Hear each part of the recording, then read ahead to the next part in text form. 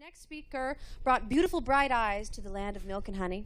Having previously served as company group chairman responsible for Johnson & Johnson's worldwide vision care business, selling soft-smiling babies and pretty smiling ladies seems miles away from what Israel needs, right? No, why not? It sells. You'd be surprised how much these promoting techniques have in common with what Israel needs. So please welcome Gerald Ostrov.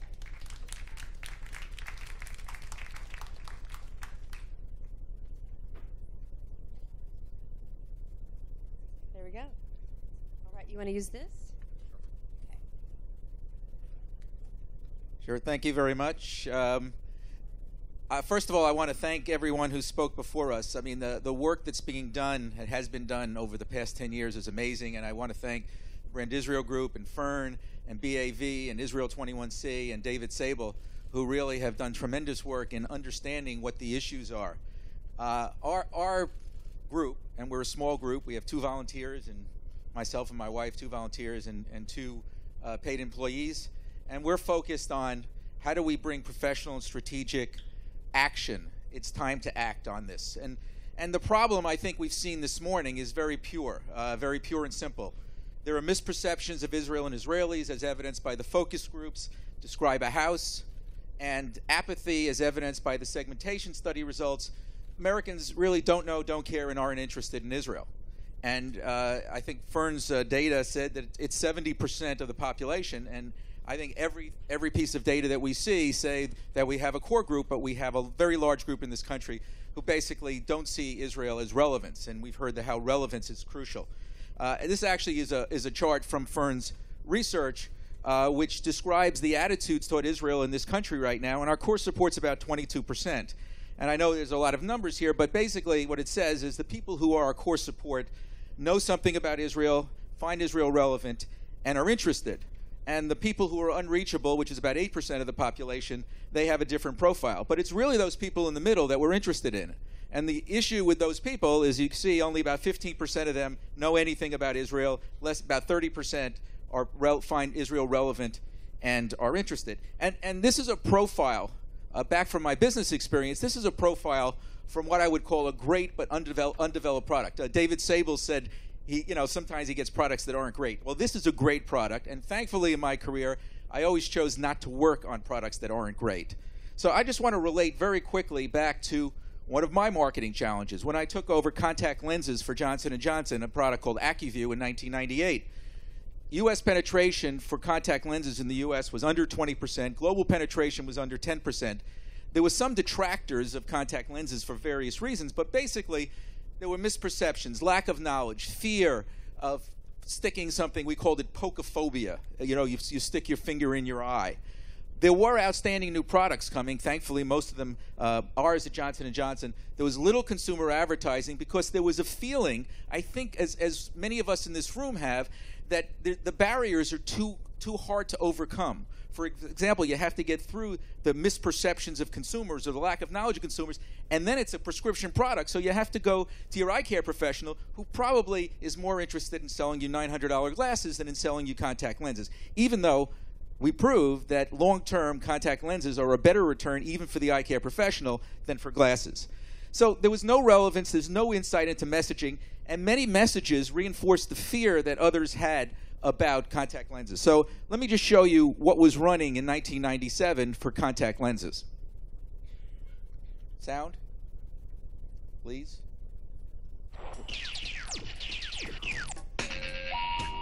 That's why AccuView contact lenses are introducing UV protection. Now AccuView gives you the comfort of fresh new lenses that block up to 95% of harmful UVB rays. It's the only leading brand that does. Ask your doctor for a free trial pair and see why more eyes trust AccuView. Why would you wear anything else? So they want you to buy AccuView because it's going to protect you against something that you didn't know you needed protection from, and there were all sorts of sirens and horrible sounds in there. And basically that advertising, the reaction was, I didn't know I had a problem. Certainly doesn't say, wow, I'm going to go out and buy those contact lenses because it's going to protect me from something I didn't know about. And some of the messaging that we do in being defensive about Israel is exactly that. So what did we do? We created a campaign called AccuView for You. We advertised, first of all, got the target audience right. That target audience is middle America, mid-aged Americans. We want teenage girls. Teenage girls are the key target for contact lenses. We want to have them experiencing the product. And we want to include the eye doctor, who is our agent to the consumer in the advertising. And as I'll show you, the advertising ran here in the US, but the same commercial ran in over 100 countries ultimately. So show this commercial. She has astigmatism. When you walked up to me, I was so freaked out. So the glasses are gone. Yeah, I don't have to wear them anymore. New school, new me. I always thought I couldn't wear contacts, but it was time to do something. My doctor told me that AccuView Advanced made a contact lens just for people with astigmatism. What's astigmatism? It's just a big word for you don't see as sharply as you could. He said they were made with HydroClear, so they're really comfortable. I can't even feel them. You tell us. Which one has the astigmatism? For a free trial pair certificate, go to try.accuview.com. AccuView Advanced for Astigmatism. Actually, that's a follow-up ad. The real introductory ad was just two kids going, ah, contact lenses. So that commercial, that campaign called AccuView for You ran, like I said, in 100 countries. The business went from $800 million to over $3 billion over a 6-year period. Now, it just wasn't the advertising, but the advertising engaged the target audience into the category in a relevant way and got them really excited. Actually, you run this one very quickly. 一路都揾唔到啱我散光隱形眼鏡，有次仲搞到我好尷尬啊！連男朋友都認錯，又唔戴 con。我有散光，啲 con 難戴又唔舒服。試下 One Day AccuView 散光鏡，針對散光嘅 ASD 設計，影像清晰穩定，每日更換，乾淨又健康。哇，好清晰，好舒服啊！而家我幾時都咁 sharp 啦！ 全新 One Day AccuView 散光鏡片，立即上網成功驗配，即享優惠。 Okay, you don't have to understand the language to understand that commercial. So what do? So our campaign approach, our strategy, reach out to at-risk consumers where they live, and live meaning social media. Social media is changing the world. Go out through social media and talk to Americans about topics that they're interested in, relevant to them. Engage them with information about Israel and Israelis that's in their space. Go out and offer them opportunities to learn more and offer them opportunities to engage in conversations. So the execution, in surprise and delight at-risk audiences being primarily younger, diverse populations that are growth populations of this country, with information about Israel via factoids on sites that they already visit. You can find them you can so well target media today, you go find them where they live. Reach them effectively and efficiently using expert media buying.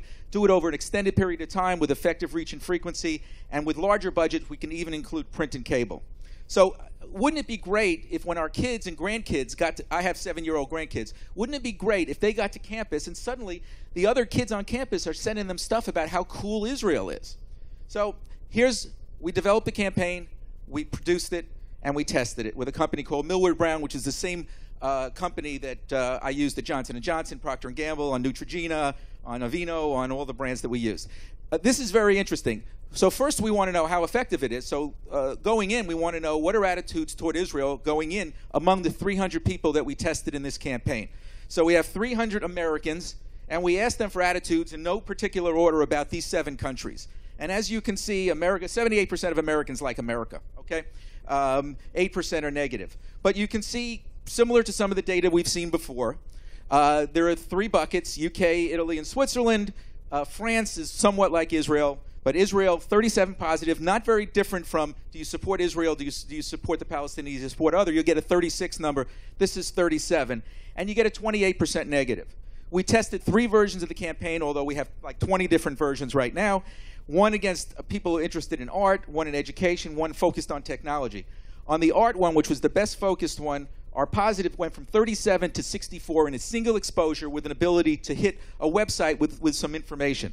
The negatives go from 28 to 9. As you can see, we have a dramatic impact even in a single exposure. Now, you have to have repetition, you have to have frequency, but this campaign changed attitudes. And why is it working? Because when you do this engagement spider, which allows people to say what's happening, they found it involving, distinctive, and interesting, which is exactly the issue that we had. Is Israel relevant, interesting, and do you have some information about Israel? And what's happening? In the first frame, they don't really know who we're talking to, so they're curious and interested, and then they're surprised. So if we go back to the house analogy, they're seeing stuff that interests them. They don't know it's about Israel. By the time they get inside the house, got it? By the time they get inside the house, they're looking around, they say, this is pretty cool. And they're surprised to find out it's Israel. And the message is textured. Because the message is textured. They don't just find out that Israelis are creative in the art. They find out that Israelis are diverse in the technology. Not just that Israelis are innovative, but that they're forward-looking.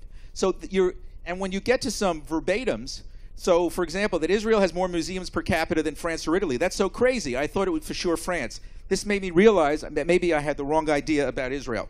So we have lots of stuff. Cost parameters. We can do this for 25 cents a person, converting people to improve their attitudes dramatically about Israel. If you want to hit 100 million people, it's $25 million. If you want to hit a 18 to 29 group where we think we should start with college students, you're talking about a $2.5 million campaign. And we go out through social media, mobile media, social media, and display. So this is my last slide. This is where we are today.